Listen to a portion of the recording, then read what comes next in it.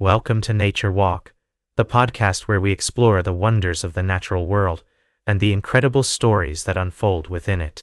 I'm your host, David, and I'm delighted to share with you today's top story, one that speaks to the power of community and conservation.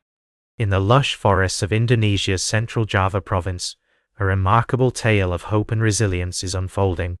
Two groups of Javan gibbons, those enchanting and endangered primates, have found themselves isolated in small forest patches, their habitats fragmented by logging, agriculture, and infrastructure.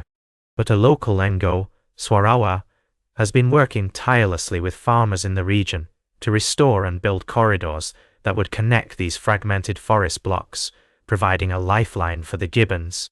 As we walk through this story, imagine the sounds of the Indonesian forest, the chirping of birds, and the gentle rustling of leaves.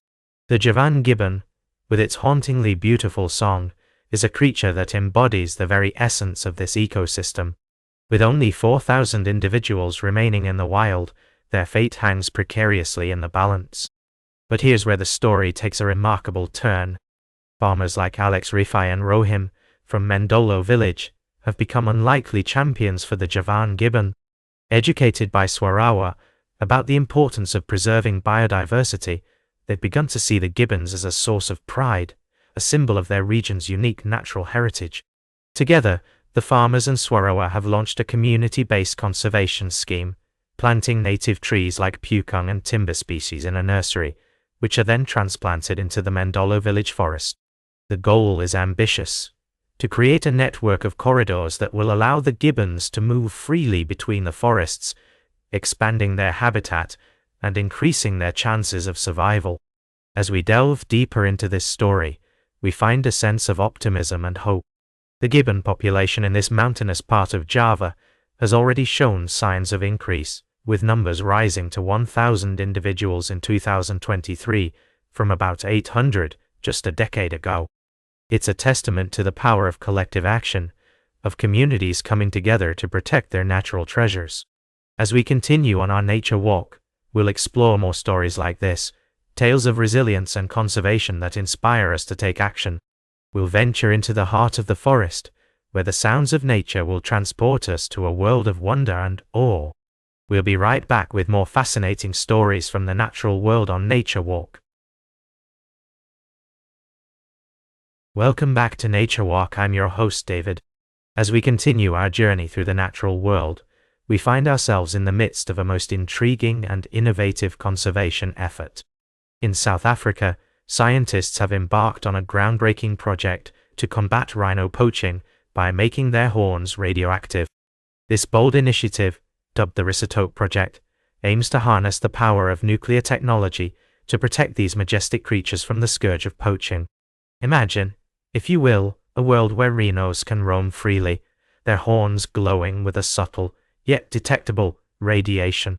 It's a notion that may seem like science fiction, but it's precisely this kind of outside-the-box thinking that's required to tackle the complex and entrenched issue of wildlife poaching.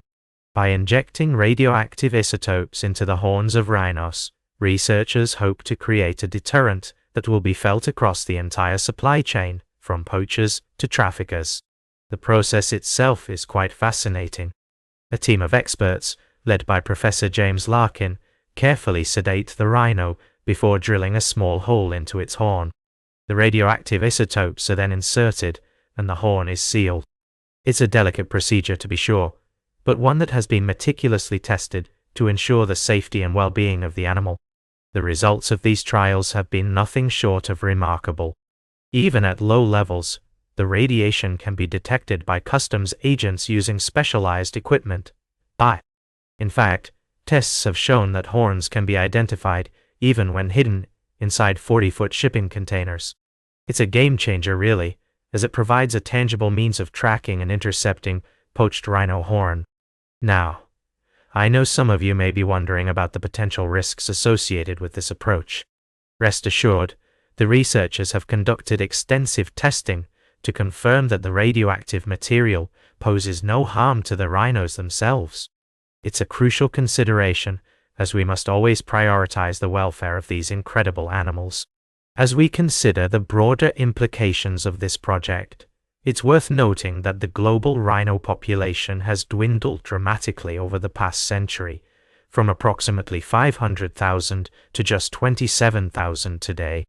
The demand for rhino horn on the black market continues to drive poaching, with around 500 rhinos killed each year in South Africa alone. It's a stark reminder of the urgent need for innovative solutions like the Risotto project. As we move forward, it will be essential to monitor the effectiveness of this approach and to address any potential challenges that may arise. However, for now, it's heartening to see scientists, conservationists, and policymakers coming together to explore new avenues for protecting our planet's precious wildlife. Stay tuned for our final story of the day, right here on Nature Walk, as we venture into the realm of evolutionary adaptations and explore the fascinating world of creatures that have developed extraordinary strategies to survive and thrive in an ever-changing environment. Welcome back to Nature Walk. I'm your host, David. As we conclude our journey through the natural world today, I'd like to take you to a place of breathtaking beauty and ecological wonder in the heart of Australia. Imagine a vast, arid landscape transformed overnight into an inland sea, teeming with life from every corner of the globe. This is the story of Kati Thanda-Lake Eyre, a phenomenon that has captivated scientists and adventurers alike for centuries.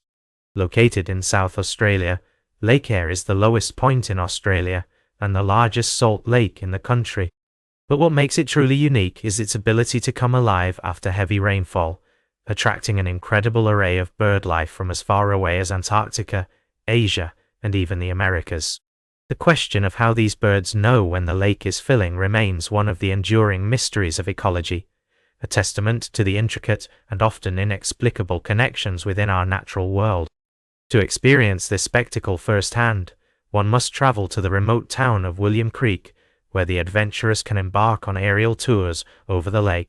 Imagine soaring above the shimmering waters, watching as the landscape unfolds below you like a canvas of endless blue dotted with white, the wings of pelicans and other birds stretching out across the surface. Record-breaking rainfall in Queensland earlier this year has led to an inland tsunami that has slowly made its way to Lake Eyre, transforming it into a thriving ecosystem. The anticipation is palpable as locals and visitors alike wait for the lake to reach its peak, potentially surpassing the record-high flood of 1974. As we explore this natural wonder, we're reminded of the dynamic and ever-changing nature of our planet. Ecosystems like Lake Eyre serve as powerful reminders of the beauty and resilience of life on Earth, and the importance of preserving these unique environments for future generations. The story of Kati Thanda-Lake Eyre is not just about a natural phenomenon, it's also about the people who live in harmony with this land. The Arabana people have a deep connection to this area, and their stories and knowledge are integral to understanding the lake's significance beyond its ecological importance. As we close our journey today, I hope you've been inspired by the wonders of Lake Eyre.